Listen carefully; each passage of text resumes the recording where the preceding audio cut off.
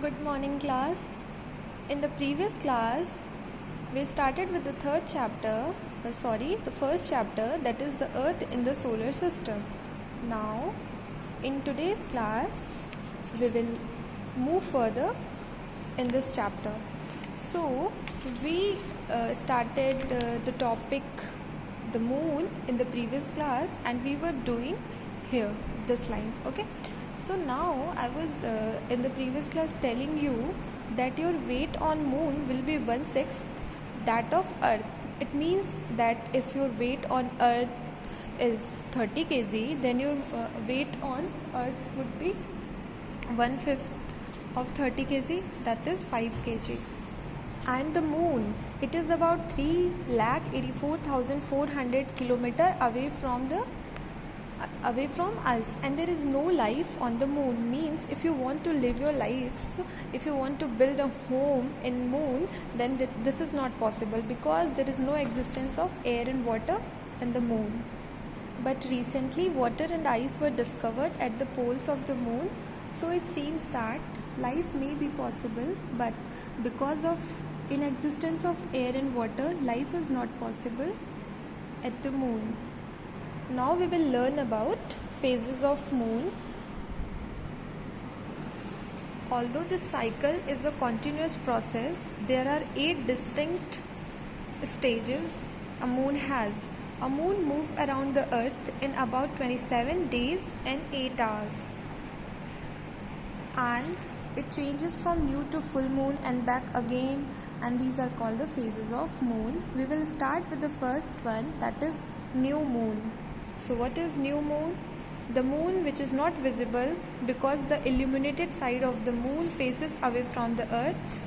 It is the new moon of Amavasya.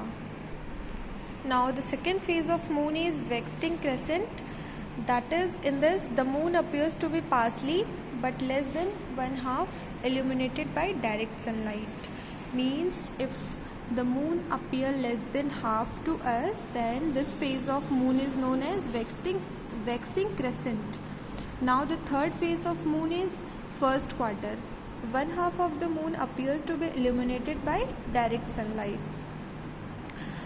And the fourth phase of moon is waxing gibbous. The moon appears to be more than 1/2 but not fully illuminated by the sunlight. Okay. Means in this phase the moon will appear to us more than half. And the fifth phase is full moon. The moon appears to be completely illuminated by direct sunlight because the illuminated side of the moon faces the earth. It is full night for Purnima. Okay, so when we see the full moon in the sky, so that night will be called Purnima. Now the next phase is waning gibbous. The moon appeared to be more than 1/2 but not fully illuminated by direct sunlight. Means when the moon appeared to us more than 1/2, then this phase is known as waning gibbous. Next phase is last quarter. 1/2 of the moon appeared to be illuminated by direct sunlight. And the last phase of moon is waning crescent. The moon appears, in this phase the moon appears to be partially but less than 1/2 illuminated by direct sunlight. So these all are the 8 different type of phases a moon has. So these all happen with the moon in the night. But what happened to the moon during the daytime? Where does it disappear? Why can't we see the moon and other celestial bodies in the daytime? So the reason behind this logic is, it happens because the light of sun is so bright that it does not allow us to see the less brighter object of the night sky. Now we will move to the next topic, that is celestial bodies. The moon, the sun and all other heavenly bodies shining in the night sky are called celestial bodies. So all the objects we see in our night and they are shining, they are known as celestial bodies. Celestial bodies which are very big, hot and made of gases. And celestial bodies have their own heat and light, there are many type of celestial bodies. So those celestial bodies which have their own heat and light, they are called stars.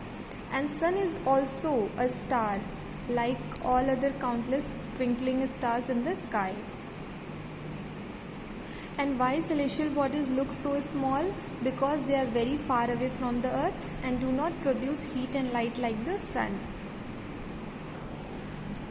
Sometimes group of stars form different shapes and patterns. These are called constellations.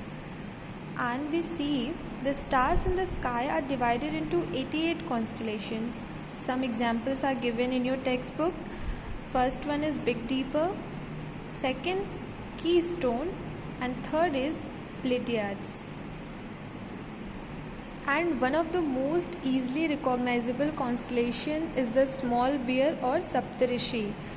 What is this? It is a group of 7 stars. So what is Saptarishi? It is a group of 7 stars that form a part of large Ursa Major constellation. Polaris is the brightest star in the Ursa Minor.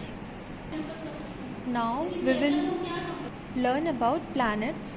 So there are some celestial bodies which do not have their own heat and light and are lit by the light of stars.